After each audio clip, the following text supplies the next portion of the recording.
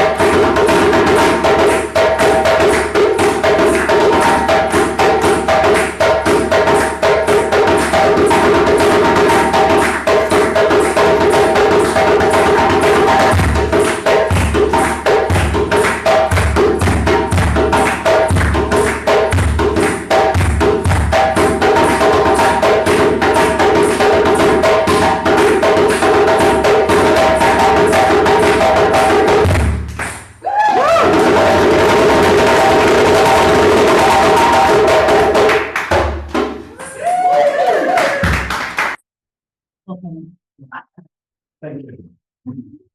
I have it turned on for you. I think you can all hear me. I'm putting it on the table. Yeah. That's a workout. But then we have to move it back there when he plays more music, so what? Oh, good. Yeah, we'll keep.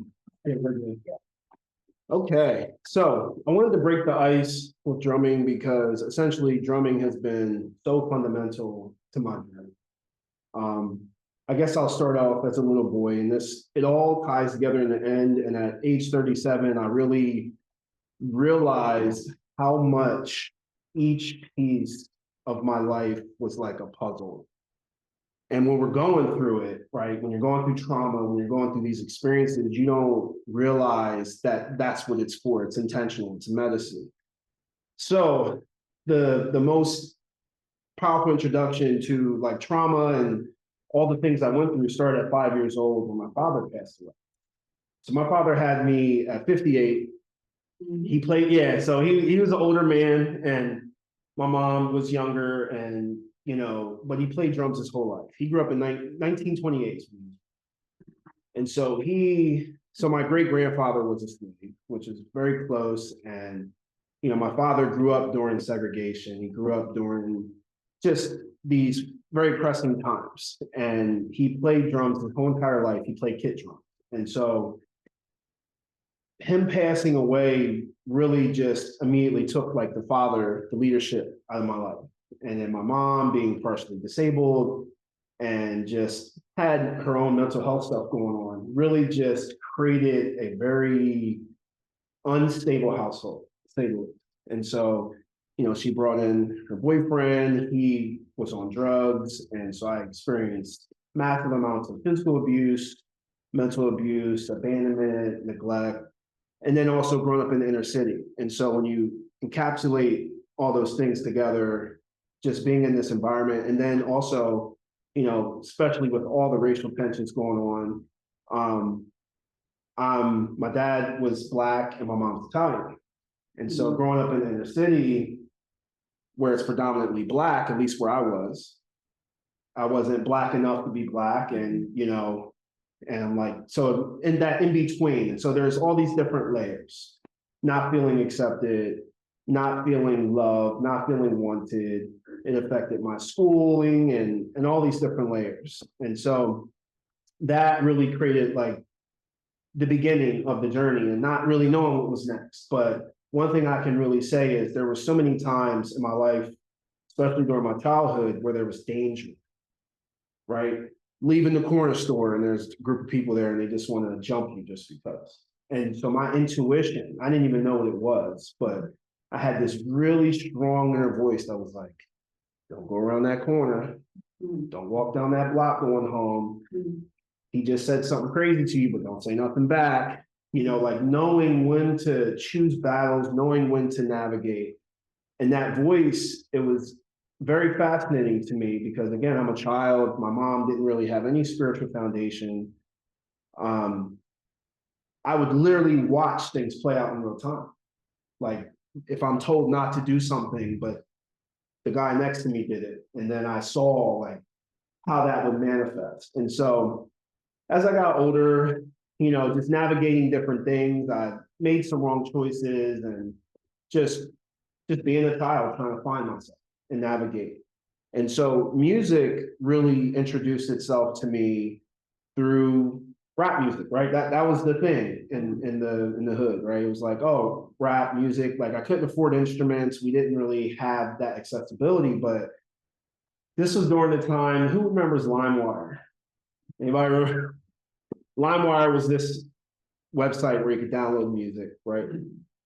And so everyone's downloading music, and something that always stood out to me was instrumentals, music without words. And I saw later on why the music without words resonated so much is because the music itself creates the palette, the frequencies that you can choose to navigate from, as opposed to a song having lyrics talking about their sad breakup or whatever. It's telling you how to think and feel within that moment. And so we use instrumentals as a way to just express creativity. And one thing that really shifted things for me, one day I was 19 years old and I was having the hardest year of my life. Senior high school, just going through a lot of different challenges with my girlfriend, with my mom. You know, she left and just left us with nothing. The music that I was listening to at this moment, it was like this popular song on the radio. I remember closing my eyes, and out of nowhere, within this moment, there was this really strong, powerful light. And again, I didn't really have a ton of experience spiritually. I was getting into meditation a little bit because I was just curious, like online, digging into spirituality and trying to learn. Well, in this moment, my eyes are closed, the music's pumping. I'm at my friend's house. It's just a normal summer day. And I just felt this huge amount of energy, like coming from my root. And as the energy was moving up, this light got bigger and bigger and bigger. And when that happened, I pretty much went out of body and I was seeing all these different visions. I lost concept of time and space. And I was seeing a lot of beautiful visions about music, about being a music producer. And at the time, I was just a rapper, right? So I was like, I don't even know what that is, what that means to be in the screen and to be making music. And so that was like my first, I guess, Kundalini awakening, I would say. And so from there, life gave me more challenges, but what led me deep into the music was I recorded the first album. It was more of a conscious hip hop album. It was like spiritual mixed with like lyrics. I was talking about stuff that I didn't even truly understand, like the power of the three, the power of thinking and visualizing it first. And, you know, but what happened within this was I went to a studio where the guy pretty much didn't put the effort into my work. And I felt betrayed or just slighted a little bit. And that inspired me to invest into a recording studio and learn how to record myself. And so from 2012 until now, I've been recording clients, but that actually got me out of the 9 to 5. And so like recording artists, right? Whether it was rappers, pop, you know, spoken word, whatever the case may be. I sat in the basement after work and I just taught myself how to do it because I knew I had the ear and I knew the sound. And so I got good pretty quickly. And so that led me on this music journey. And I just was just recording clients. And then in 2015, I became Reiki 2. I took Reiki 1 and 2 at the end of 2015. And so that was like the introduction to like the healing arts. And then I experienced my first sound healing in 2016 with the Tibetan bowls. And that really, I'll never forget laying on the floor and just feeling the power of the bowls And I was like, there's something there, like we all know how music makes us feel when we hear it and it resonates with our mind and body, but the Tibetan bowls really just planted the seed. And even though I couldn't afford the bowls at the moment, I knew I was like, there's something there for me. And so fast forward to 2020, I was not just doing music, but I learned how to do photography and video as well. And so I was just dabbling in the arts. And even though I was struggling, I was happy to be doing art and to not be working for somebody else. Well, we all know what happened in 2020, right? So it shifted everything. And so my main source of income with my wife was filming weddings, with doing the music on the side. And we lost all our weddings. Everything got shut down. Everyone was stuck at home, and we were really in a tight spot. And so we both changed directions. But what happened during this dark night of the soul that I experienced, because I felt like my whole identity got taken from me, and the spirit told me it's time to merge your spiritual journey with the music. And so I became a Reiki master in 2020. I was studying at home and got certified in sound healing. And it just, from there, everything just accelerated. I got an LLC, and then in 2021, the end of 2020, actually, I did my first drum circle. So let me rewind. I discovered drumming in 2016. So there's all these different layers, as you can see. I got invited to a drum circle in 2016, and I felt the power of the medicine, like the unity, right? That oxytocin that you feel, the dopamine, the norepinephrine, the power of community and of the fire and that energy. But I was a beginner. I didn't drum really at all up until that point. I was drumming on desks, as a kid, and I always had beats in my head and stuff. But when I discovered the djembe, I was like, wow, there's really something there, feeling my ancestors in my ear. I can hear like chanting and singing in my ear when I play. And I always felt my dad. And so that's what really connected me, just closing my eyes and blocking out the world and allowing the music to guide. And so in 2020, it was the merging of the drumming journey, the music, and the sound healing. And it all started making sense. Like, wow, that's why you were doing music and was learning this and that. And so it became this beautiful journey. And so fast forward to today, I do sound healings all around Pennsylvania, Delaware, and beyond. I do drum circles. I do like different themed events, retreats, and it's been a beautiful journey. It's been a very beautiful journey, and it's all experiential, because when you're doing something even like this, speaking or doing my first drum circle, I was terrified, right? It's one thing to show up to a drum circle and kind of just, be in the corner doing your thing. But when there's 20 people surrounded in a circle and everyone's looking at you, like, and they're all beginners too, right? It's not like they were experienced and it could just flow.